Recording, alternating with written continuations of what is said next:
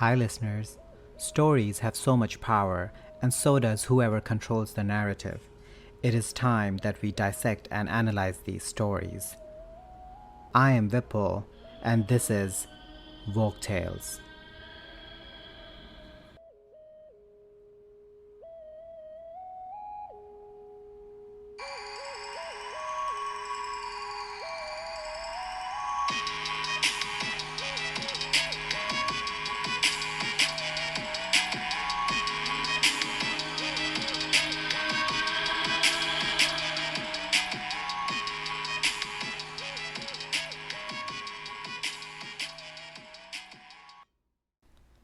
Hi, everyone. Getting employment in the world of fairy tales is a dangerous business. Before you know what you're doing, you might end up working for a troll with impossible expectations, or the sort of queen who expects you to cut out the hearts of people she doesn't like. Working for a witch can be worse, but the witch of this story is not like that. So, on that note, it's story time. When a father of two girls falls ill and someone has to go out to work, one of the sisters falls into a miserable stupor while the other one goes out into the world to look for a job. It's not a good time to be out of work. No one in the nearby town wants her, so she keeps walking out into the country. And that's when strange things begin to happen. As she walks along the road, she sees an oven full of cooking loaves that call out to her to help them. We have been baking for 7 years and no one has come to take us out. The girl obediently does so, no questions asked, and goes on her way. She soon passes a field where a cow stands surrounded by empty pails. It calls out to her in the same way that the loaves did. 7 years I've been waiting here and no one has come to milk me. Showing a remarkable ability to take bizarre things in her stride, the girl obligingly comes into the field and milks the cow. She drinks a little of the milk, but most of it she just leaves there when she returns to the road. Not much further on is an apple tree. By this point, it's hardly surprising anymore when it calls out to her.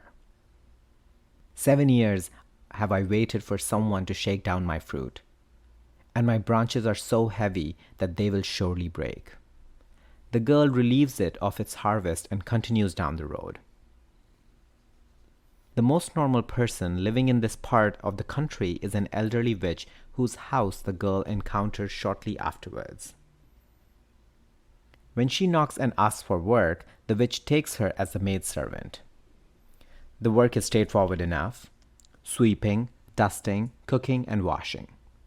There is only one rule. The girl must never look up the chimney, or she will regret it. Well, of course, the moment that's said, you know it's going to happen. One day, while the witch is out, the girl is scrubbing the hearthstones when she happens to look up by accident. She's nearly brained by a large bag that falls down in front of her, spilling gold coins.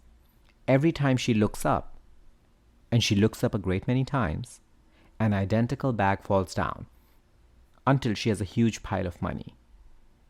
This is thieving. But she's stealing from a witch, so it apparently doesn't count. The girl gathers up as much gold as she can carry and runs away.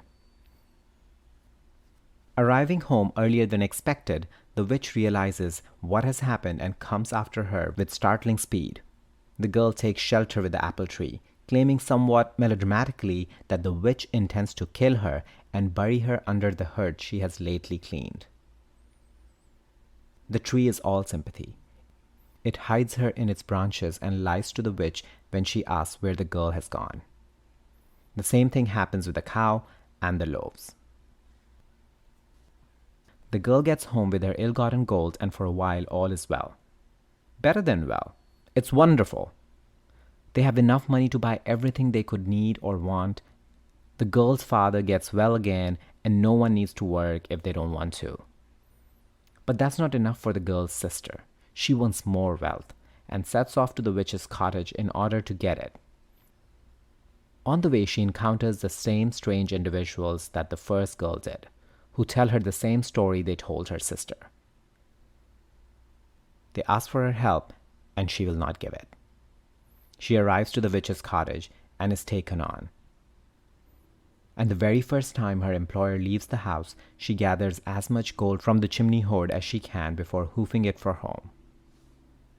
The witch must have some kind of knowing when she is being robbed, because she is soon hot on the girl's heels. Passing the apple tree, the girl asks for help, but its branches are too heavy to lift, so she must run on. This time, when the witch asks where the thief has gone, the tree tells her the truth. She catches the girl, beats her, and sends her home with many bruises, but not a single coin. The end. It's a strange little story. Kindness is rewarded, but thieving doesn't get punished. The treatment of the witch is what upsets me. And I can't say I was sorry for the second girl when she was caught, especially since her story of being buried under the hearth stones turned out to be a serious exaggeration. The witch retrieved her property with some violence, but not murder. She is just a rich old lady who gets some form of justice on an opportunistic ex-employee. And good for her. On that note, bye for now. Let me know your thoughts on the story and our discussion by emailing me on woketalespodcast@gmail.com or through social media at woketalespodcast on Instagram and woketalespod on Twitter. And please rate, review, and like Woke Tales Podcast, and don't forget to subscribe so you can easily access our weekly stories. If you have any story recommendations, or if you want to come dissect and analyze a story with me, give me a shout out on email or social media, because whatever you do, keep dissecting and keep analyzing.